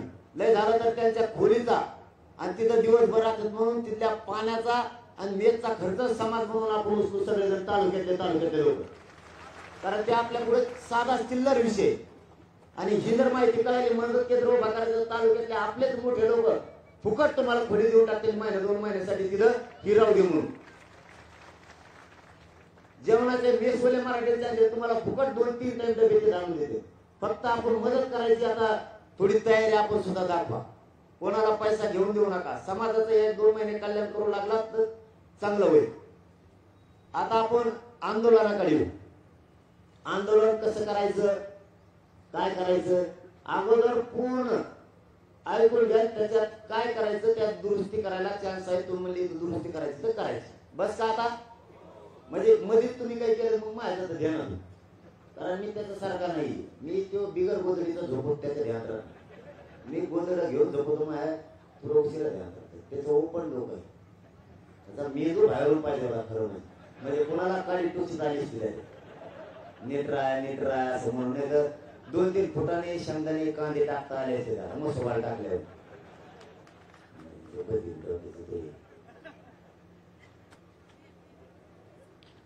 मला असं वाटतं सगळ्या सोयऱ्याची अंमलबजावणी या 2 दिवसाच्या आत सरकारनं करावी. आणि आपण त्यांनी नाही केलं तर 24 तारखेपासून आंदोलन सुरू करा. 24 पण का ते पण लगेच सांगतो. आज 21, आजचा दिवस आपला बैठकीत गेला. 22-23 तुम्हाला निवेदन द्यावं लागतं. पण हे दिलेलं पोलीस स्टेशनला निवेदन किंवा तहसीलला दिलेलं निवेदन आंदोलनाचं हे कायमस्वरूपीसाठी आपल्याला असं आंदोलन सुरू करावं असं वाटतं. आपण आपले फक्त गाव सांभाळायचे, कोणी तालुक्याला यायचं नाही, कोणी जिल्ह्याला यायचं नाही. आपण आपले सगळ्यांनी गाव सांभाळायचे. याचा फायदा एक, आपल्या गोरगरीब मराठ्यांचा पैसा वाचला. दोन, पूर्ण गाव त्या आंदोलनात उभा राहिल्यामुळे शक्ती वाढत. नसता अर्धे घरी ठेवायला लागते तर अर्धे आंदोलनात आणायला लागते. गावात असल्यामुळे घराला कुलूप लावून आपण आंदोलनाच्या केंद्रावर येऊ शकतो आणि घरी परत माघारी जाऊ शकतो. आपल्याला आंदोलन यांना जिरीस आणण्यासाठी करायचं. माझा किंवा तुमचा कोणाचा हट्ट पुरासाठी आंदोलन नाही करायचं. आपल्याला यांना जिरीस आणून सगळ्या सोयऱ्यांची अंमलबजावणीच करायला लावायची. याच्यासाठी महाराष्ट्रभर प्रत्येकानं आपण आपल्या गावात आंदोलन करायचंय आणि ते आंदोलन असं करायचंय, प्रत्येकानं रास्ता रोको आपण आपल्या गावात राज्यभर करायचं.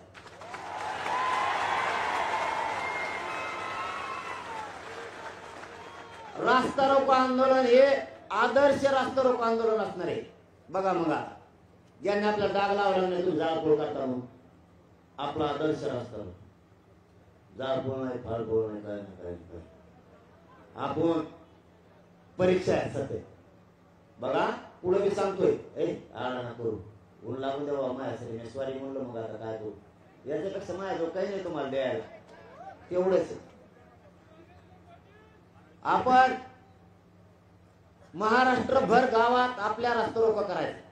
आपल्या रस्त्यावर, आपला रस्ता आहे, वावर आपले गेलेले, वावर आपले गेलेले. हा, वावर कोणाचे नाही गेलेले, आपले गेलेले. आणि जिथं आपले गेले तिथं करू बा. कोणी जर मत असला मग तुला पाठिंबा नाही, त्याचा त्याच्या हात सोडून का तू आमच्या हाती द्यायचं नाही. हा, त्याच्या घरापुढं काही करायचं नाही, मग तो आमच्या घरापुढून. हा, मग आमच्या हात कशाला, आम्हाला बी हात द्या, समजून घ्या. ना इलाज आहे माझा बी माझ्या मराठा समाज. आपण आपल्या गावात रास्ता रोको करायचं. सध्या परीक्षा, सगळं भान ठेवून करायचं. आंदोलन सकाळी 10:30 सुरू करायचं. इकडे तिकडे पारावर पुस्तक मराठीचं तसे घेतलं की सनाट आंदोलनाचं तुमच्या ठिकाणाकडे एकदा ठिकाण देऊन टाकायचं पोलिसांना. म्हातारे बाया माणसं सगळं गाव त्या आंदोलन ठिकाणी आणायचं, पुरं गाव. आपण आपल्या आंदोलन ठिकाण ते सगळं पोलिसां बांधवांना द्यायचं. ते परवानगी देणं, त्यांचा आदर करणं आपलं काम आहे. निवेदन देणं आपलं काम काय, कायद्याचा आदर करणं. त्यांनी परवानगी दिली तरी करायचं, नाही दिली तरी करायचं. आपण आदर करायचा, आपण आदर करायचा अजिबात. आणि एकानेच जायचं, निवेदन द्यायचं, काही गरज नाही गाव द्यायची, काही गरज नाही. त्यांनी नोटीस फिटीस दिली ती बी घ्यायची नाही, काही गरज नाही. आणि दिली ती एकाला दी, काही गरज नाही 100 जणांना द्यायची. आपण फक्त त्यांचा आदर करा, कायद्याचा पोलिसाचा. निवेदन द्यायचं काम करा, अर्ज द्यायचं काम करा. परवानगी द्यायची की नाही ते त्या घरी दिली तरी करायचं, नाही दिली तरी करायचं. क्लिअर सांगितलं तुम्हाला. महाराष्ट्रभर आपण आपल्या गावात शहरावाल्यांनी शहरात रास्ता रोको आंदोलन सुरू करायचं. 24 तारखेला सकाळी 10:30 वाजता, संपवायचं 1 वाजता. पेपर सुरू होतो किती वाजता, 10:30. 10:30 संपवतो 1 वाजता. म्हणजे तो आपला रस्ता सुरू व्हायचा आणि पुढे जातोय परीक्षेच्या. पेपर सुटला की आपला रस्ता रोको संपवतोय, तो पुढे येतो घरी. ज्याला कोणाला 10:30 ते 1 दरम्यान जमलं नाही त्याने 4 ते 7 करायचं.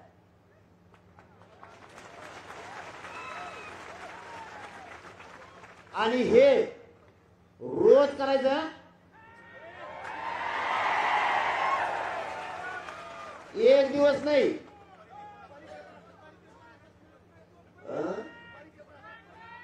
मग आपण पुढे काय करू, 4 ते 7 केलं ना.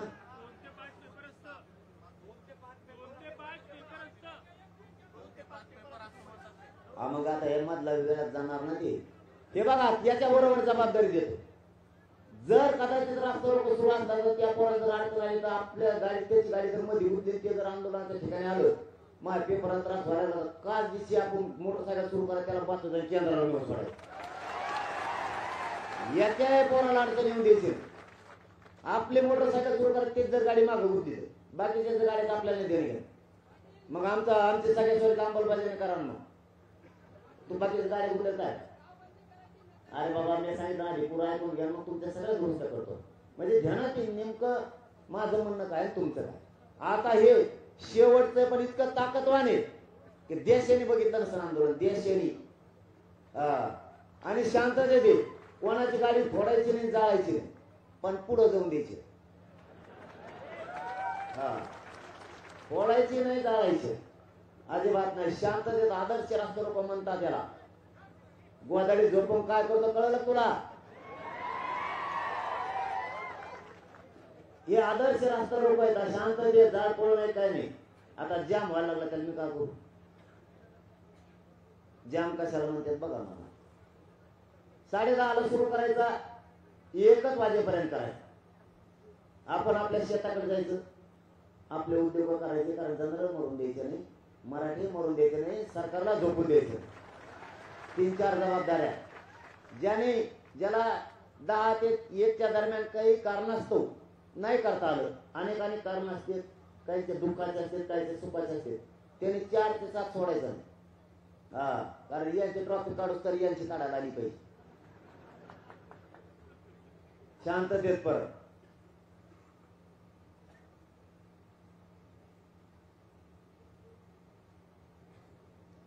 चोवीस तारखेपर्यंत काय हरकत आहे का.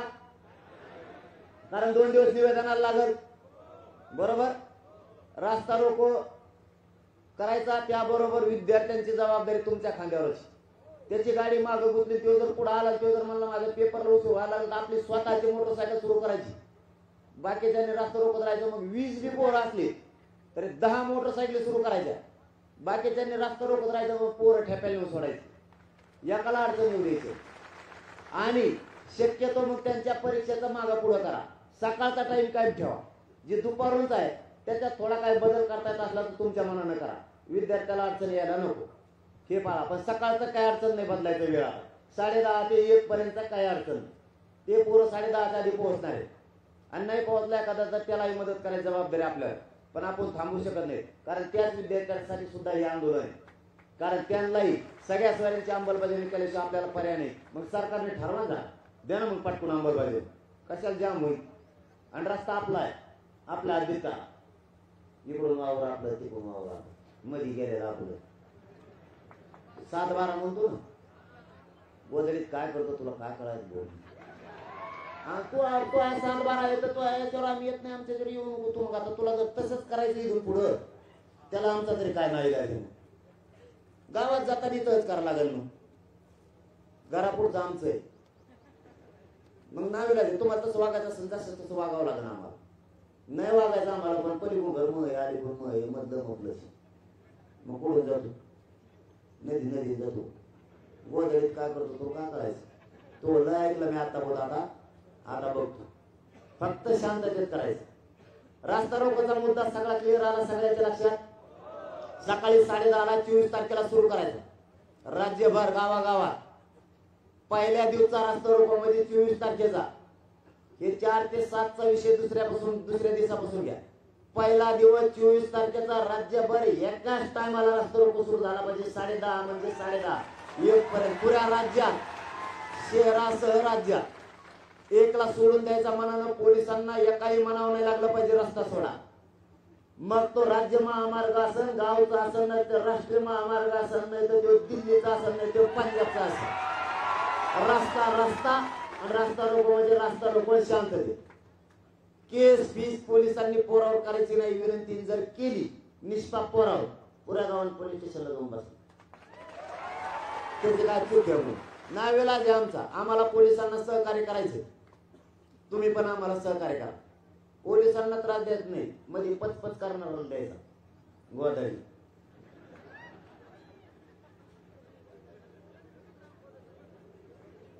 पुन्हा एकदा सांगतो 24 तारखेला सकाळी 10:30 रस्ता रोको. पूर्ण राज्यभर गावागावात आपण आपल्या इकडे तिकडे जायची गरज नाही. शक्ती जाग्यावर वापरायची. जसं खेड्यात त्यांना पुन्हा तीच प्रक्रिया आणि रोज करायचंय. आंदोलन कायम शब्द वापरा. रस्ता रोको हा कायम म्हणजे रोज निवेदन द्यायला टाइम नाही. आणि रोज कशासाठी रस्ता रोको आता हे सांगायचं झालं ते सांग. तुम्ही म्हणता मग आता 24 तारखेला दुसऱ्या दिवशी कशा रोज निवेदन द्यायचे. सगळ्या स्वाऱ्यांची अंमलबजावणी करा गावाच्या वतीने. 24 फेब्रुवारी 2024 रोजी रस्ता रोको करून सरकारला पोलिसांच्या किंवा महसूल कर्मचाऱ्यांच्या माध्यमातून निवेदन द्यायचे. सगळ्या स्वाऱ्यांची अंमलबजावणी करा. 25 फेब्रुवारी 2024 रोजी रस्ता रोको कशाला? सगळ्या स्वाऱ्यांची अंमलबजावणी करा म्हणून रस्ता रोको.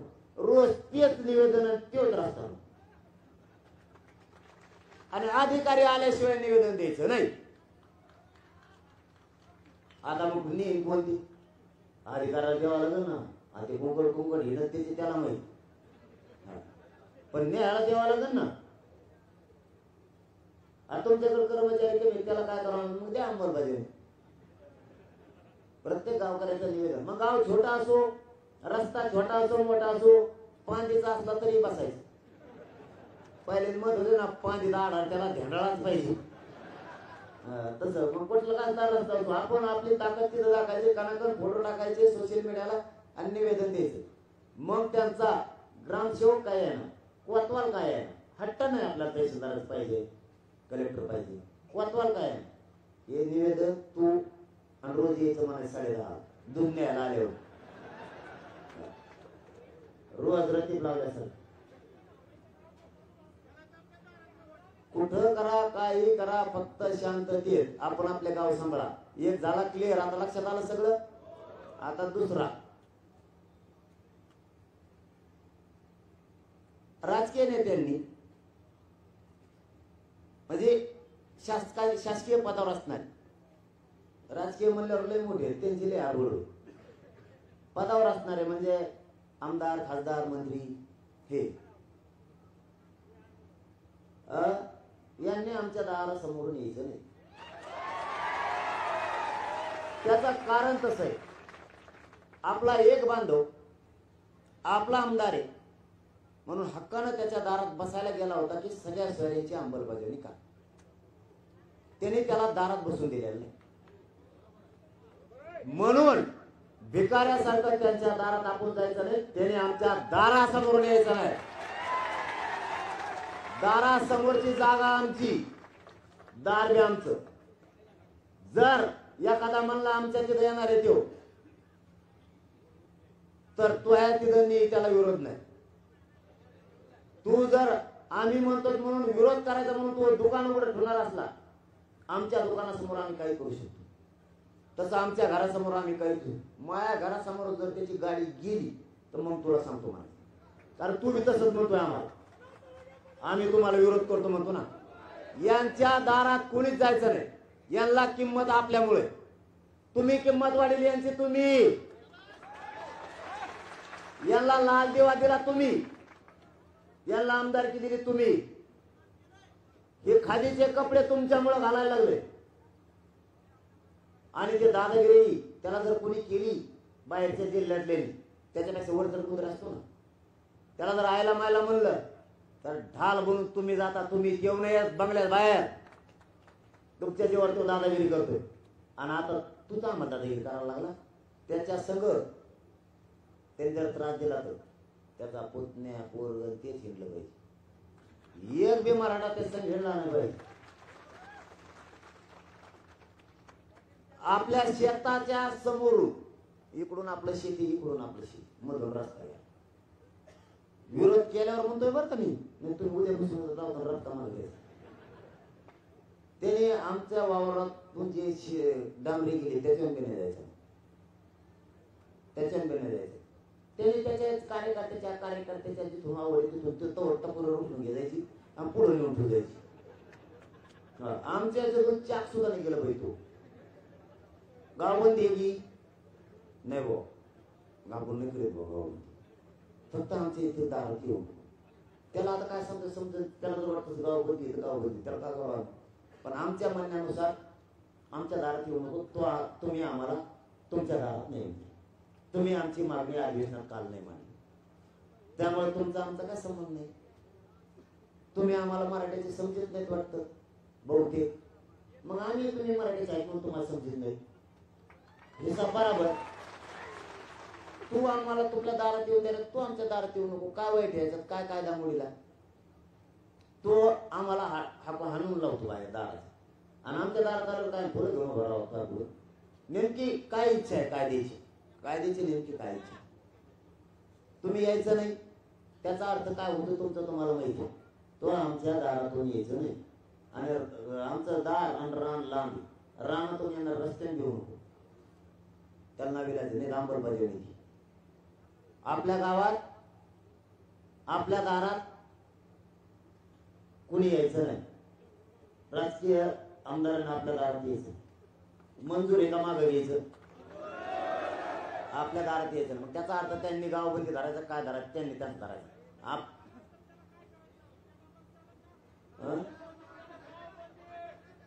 त्याचा अर्थ काय होतो त्यांनी लावायचा. कारण आपल्या दारात फक्त त्यांनी यायचं नाही, त्याचा अर्थ ठरवायचा. 2 मुद्दे क्लिअर झाले आंदोलनाचे. हे 24 पासून सुरुवात, नाही तर मग त्याच्या अंमलबजावणी करायची.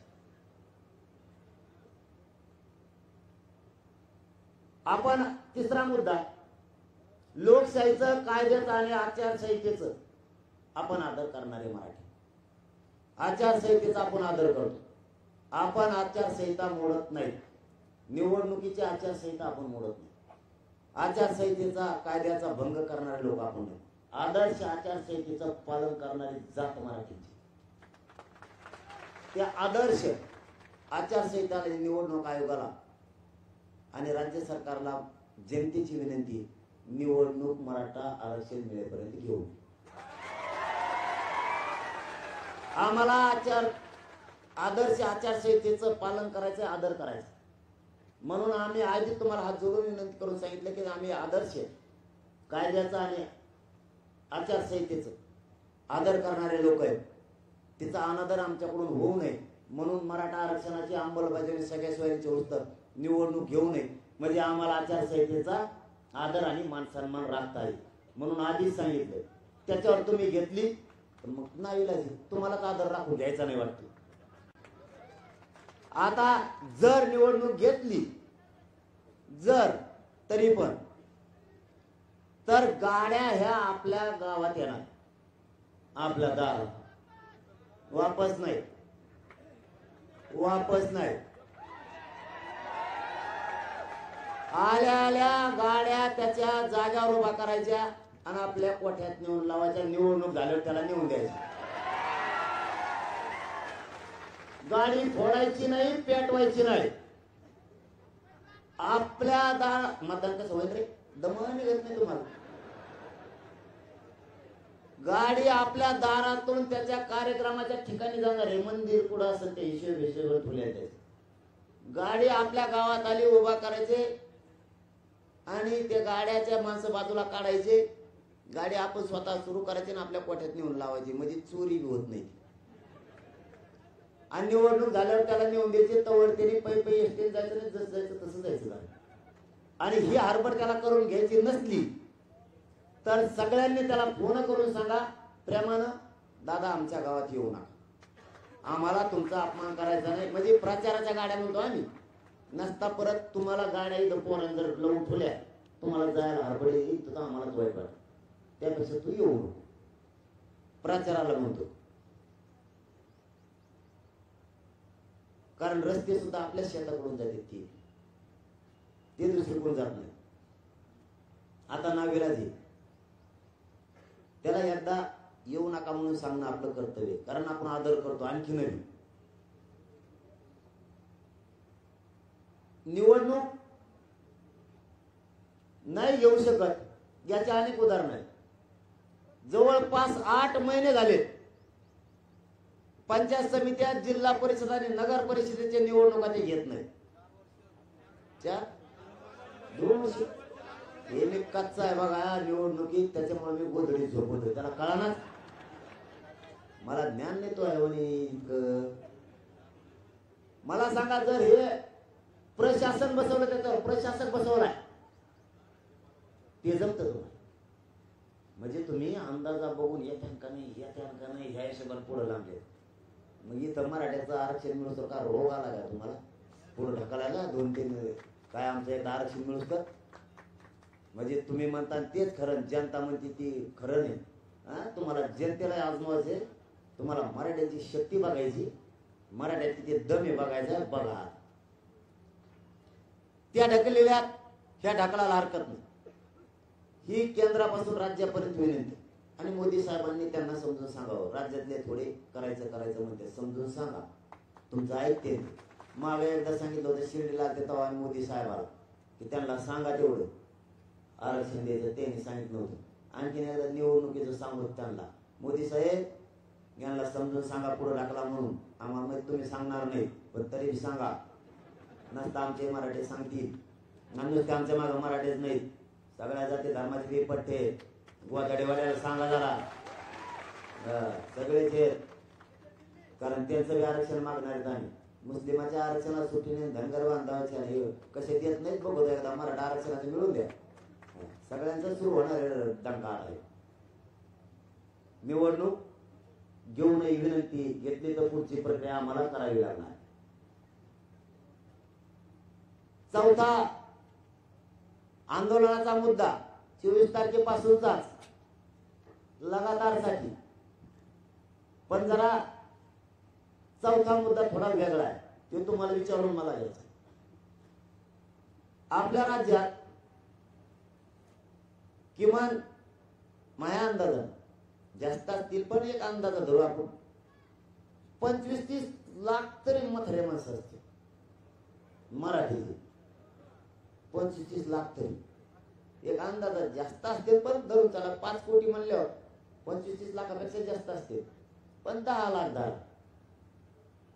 मला असं वाटतं यांनी जर ह्या 24 ते 29 पर्यंत जर नाही अंमलबजावणी केली तर मग सगळ्या वृद्ध महिलांनी म्हाताऱ्या माणसांनी सगळ्या नामावरून उपोषणाला बसायचं. पुरेचे पुरे लांबच बाजा टाकू ह्याकडे त्याकडे. त्याच्यातल्या बीपी असणाऱ्या म्हातारे माणसं, खोकणारे, जागेवर संडास करणारे, ही सरकारची जबाबदारी, डॉक्टरची जबाबदारी.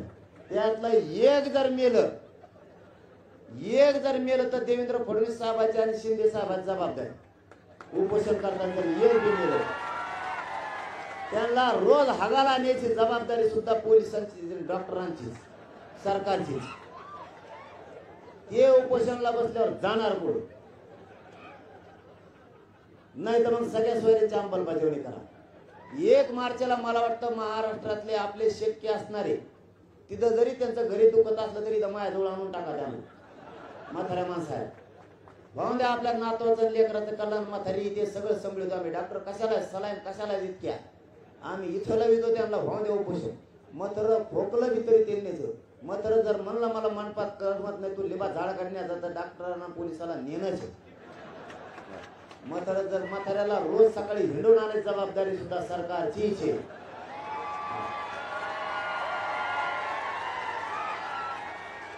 काही आमच्या म्हाताऱ्या माणसांना बिडी वाढल्याशिवाय हलायला येत नाही, त्याला लांब नेणं सुद्धा जबाबदारी सरकारचीच आहे. ह्या वयात जर त्याची लढायची इच्छा असेल नातवासाठी तर सरकारला अडचण काय? सरकारला काय करायचं आमच्या म्हाताऱ्याचं? आमच्या म्हाताऱ्याला लढायचं म्हणतात, म्हातारपणात दंड थोपाडले ते म्हणतात मला नातवासाठी लढायचं. आजी म्हणते माझ्या नातीसाठी मला लढायचं. आजीला ना आज्याला प्रॉब्लेम काय? सरकारला काय अडचण? आमचं किती वयाचं असू, 90 वर्षाचं म्हातारी बसायचं म्हणजे तिला दिसत नाही, तुला काय करायचं?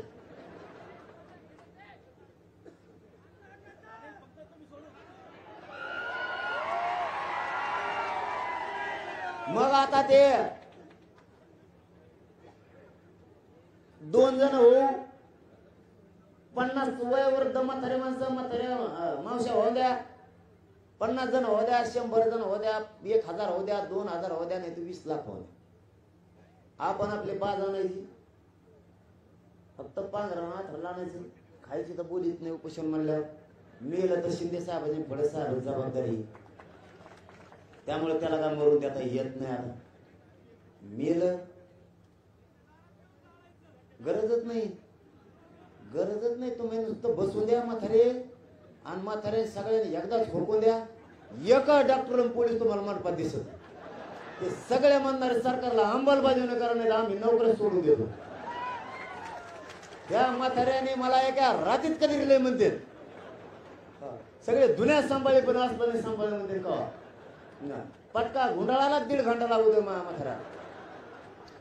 आणि जर हे सगळ्यांनी मिळून तुम्ही मी ठरवलं ही ठरायचंय बरं का, ठरलं नाही तर मा बाप आणि मग या सगळ्यात आधी येऊन इथं बसणार. हा म्हाताऱ्याला 1.5 घंटा लागतो पटका बांधा, तर त्याला म्हाताऱ्याला धरून बसायला 2 पोलीस लागतात किंवा 2 डॉक्टर लागतात.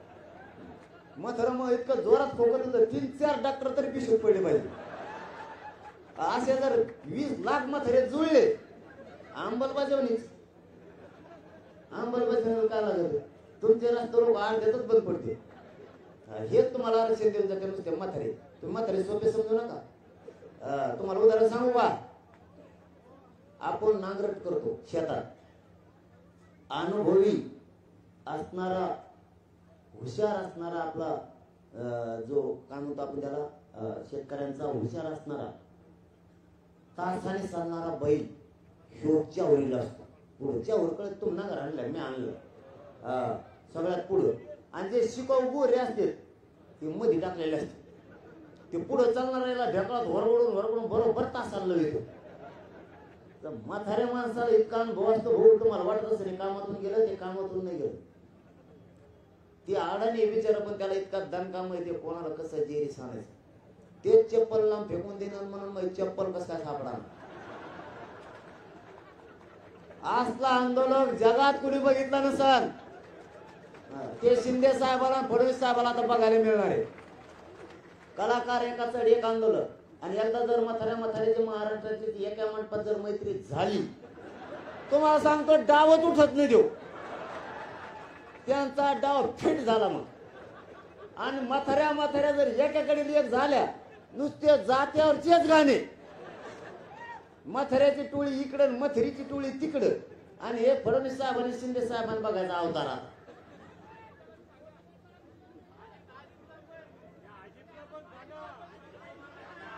त्याला देणं घेणं नाही जणू, त्याच्यामुळे आम्हाला देणं घेणं नाही. तू कोणाचा याच्या एक मला असं वाटतं की सरकारनं इतकी वाईट वेळ आणू नये. कारण ही आत्ता ठरलेला विषय वृद्ध माणसांचा, ह्यो सरकारसाठी सगळ्यात मोठा अपमान आहे सरकारचा. 1 घंटा जरी वयोवृद्ध माणसं सगळे या राज्यात येऊन बसले तरी सरकार असं या जगात दुसरं कोण चाललं नसतं की स्वतःच्या बापाच्या आणि आईच्या वयातल्या माणसाला सुद्धा या अंमलबजावणीसाठी बसावं लागलं. याच्यासाठी शर्मेची बाजू सरकारला दुसरी कोणची नाही. ती सत्ता चालू सुद्धा यांना उपयोग नाही, इतकी शर्मेची बाजू यांच्यासाठी. याच्यावरती काय करावं हे तुम्ही आणखीन मुद्दे माझे सांगायचे झाल्यावर सांगा. हे करायचं का, आणि हे जर केलं आपण तर याची प्रक्रिया सुद्धा खूप चांगली आहे. काय नाही, म्हातारे माणसं बी आपल्या घरी झोपले, तिथं झोपते, तिथं सगळंच लागलेच भुक्त खाते नाही खांद्यावर. काय होतं त्याला, काय होतं नाही तर मग त्यांच्या नावाने. आणि बाप हे जर वेगळे सगळे एकत्र आले ना, 20 लाख जाऊ द्या, 2-3 हजारच जाऊ द्या. हे जर घोडा लावायला लागले, ते पहिला घोडा वा वा वा वा थोडा अवघड इथलं नाव ऐकायचं तुझं. आणि ते बऱ्याच जणाला शिकण्यात बी येते ना, कशा कशाच्या जुने बऱ्याची सोडलो आपण घोडे जुने ध्यानात आलेले बरे. सरकारनं शहाणं व्हावं. ही जर प्रक्रिया 1 मार्चला सुरू झाली तर याच्यासारखी वाईट घटना या जगात घडले नसताना जगाचं लक्ष विचलित होईल की वृद्ध माणसं लेकरांच्या न्यायासाठी अन्न त्याग करून, पाणी त्याग करून उपोषणाला बसले. आणि असं इंग्रज आला नसत, निजामही आला नसत, आदिलशाही आला नसत, इतका अन्यायकारी असणारा की म्हाताऱ्या माणसावर आंदोलन करायची वेळ आली, इतका अन्यायकारी सरकार 500 वर्षात कधीच आलं नसेल, कधीच इतकी नाचक्की होती. त्यामुळं आपण आपले सगळे आई वडील माता वयस्कर असणारे इथं उपोषणाला जरी बसले तरी जगाच्या पाठीवर तो इतिहास होऊन जाईल की इतकं नाचक्की असणारं सरकार जगाच्या पाठीवर कवाच आलं नसलं. कारण त्यांच्या आईबापांच्या वयातले लोक लेकरांच्या आक्रोशासाठी, वेदनासाठी, न्यायासाठी एकत्र येऊन बसले. याच्यासाठी मी गोधडीत असतो. कळलं का तुला? तुला माझ्या गोधडीतल्या अडीच कळायचे 1800 थोडे कळले. तुला जर माझे आडी 1-2 आणखी कळाले ना, तू म्हणशील हे लेच बेकार गाबडं दिसते. माझ्याजवळ इतके आडे. मी छत्रपती शिवरायांच्या गनिमेकावर चालतो, शांततेत आणि संयम ठेवून. म्हणून माझ्या बाप जाग्याला मिळालं. मी जर संयम आणि शांतता ठेवली नसते तर 75 वर्षात माझ्या मराठ्यांना जे मिळालं नाही ते मिळालंच नसतं. फक्त संयम ठेवलाय आणि मायबाप तुम्हाला मानलंय आणि तुमच्या जीवावर होतो. खरं सांगतो, खोटं बोलत नाही. कुटुंब सारलंय मी बाजूला, अक्षरशः पूर्ण कुटुंब माझं बाजूला सारलंय. तुम्हाला मायबाप मानलं. मला नाही वाटत तुम्हाला अडचण घ्यावी म्हणून शांततेत चाललंय. मला काही काय म्हणतात माहिती किती? फक्त एक दिवस मोकळ सोडा. मला म्हणते तुम्ही काही करा, एकच दिवस मोकळ सोडा. आम्हाला तुमच्यामुळे काय करता येणार हो. मला असं धाकपुरती आणलं जर एक दिवस थांबवलं मी मोकळ सोडणं अवघडच होतं का. त्यामुळं माझी सुद्धा भावना समजून घे. मला तुम्हाला न खर्चटता पदरात गरिबांच्या संयमाने न्याय द्यायचा. एक बी आंदोलन असं नाही केलं आपण आतापर्यंत. 6 महिन्यात किती यशस्वी झालं. मुंबईला गेलो तर आधी सूचना घेऊन आलो, गप नाही बसलो.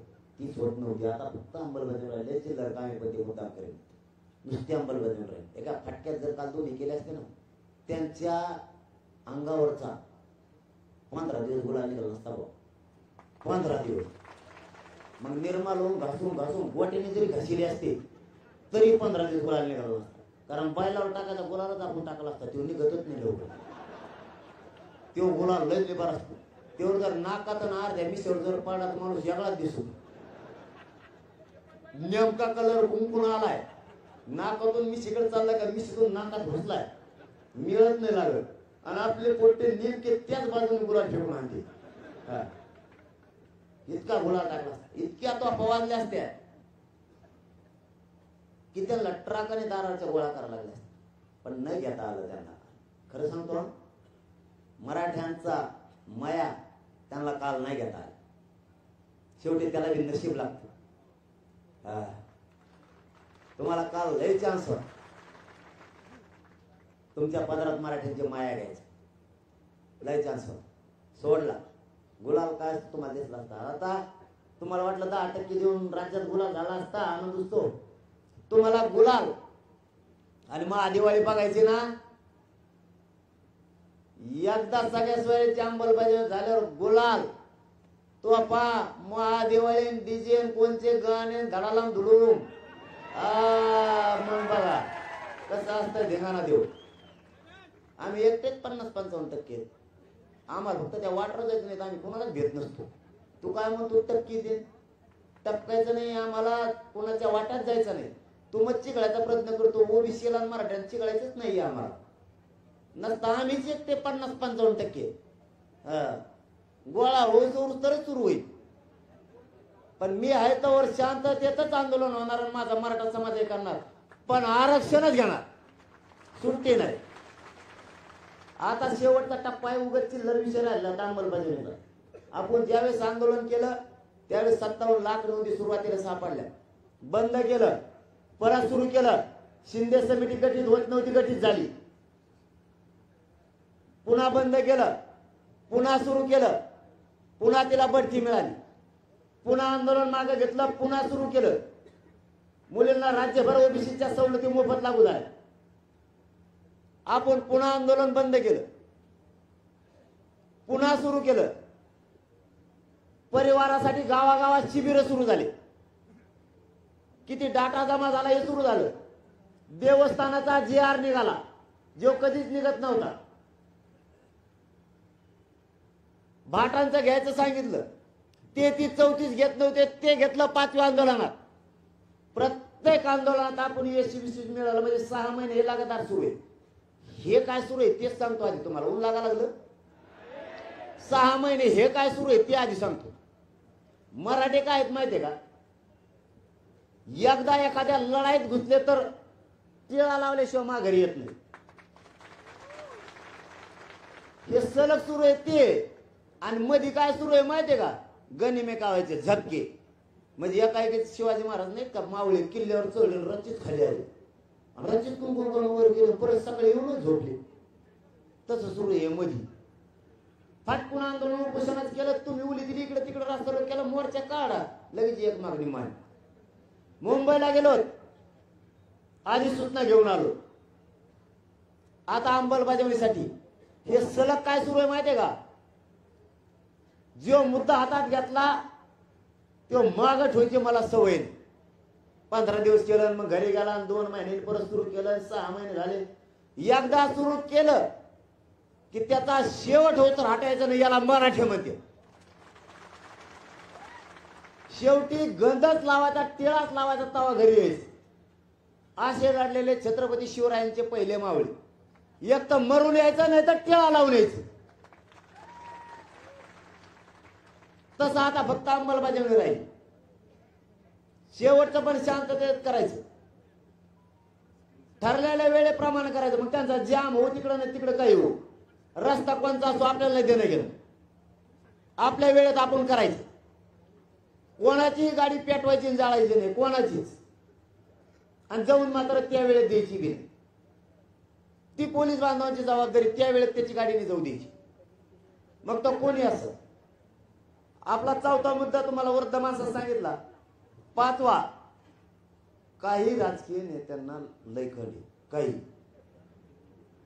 लय त्रास दिला का मला, तुला शहरात आले होता की. मग आपल्याच ते खेड्यातले बिचारे पोर ते घाबरतील, नाही तर त्याचे कार्यकर्ते शहरातले, नाही तर त्याचा पुतण्या ते स्वाड्याला असतो त्याने ते बांड खैर, परत त्याचं पोरग त्याला भैया म्हणतो आपण, त्याला हाकता येणार नीट त्यो, आणि त्याचा बाप साहेब आपण करून ठेवला. मग येणे आपल्याला धमकी टाकायची. म्हणजे निवडून आपल्या जीवावर आला, मंत्री आपल्या जीवावर आला, तो धमकी टाकणार. लय शाना झाला वाटतो तो सध्या. माझ्या विरोधात पोस्ट टाकितो, आंदोलन करतो, आणि तुला दाखवतो सध्या मराठी खेतोवर करशील, मग दाखवतो. असा जर म्हणला, 5वा मुद्दा आहे, असा जर म्हणला आणि एखाद्या पोराला खेड्यातून शहरात गेल्यामुळे त्रास झाला, त्या पोराने त्रास झाल्यावर मार का खायना, गावाकडे येऊन सांगायचं येणे मला असं असं केलं.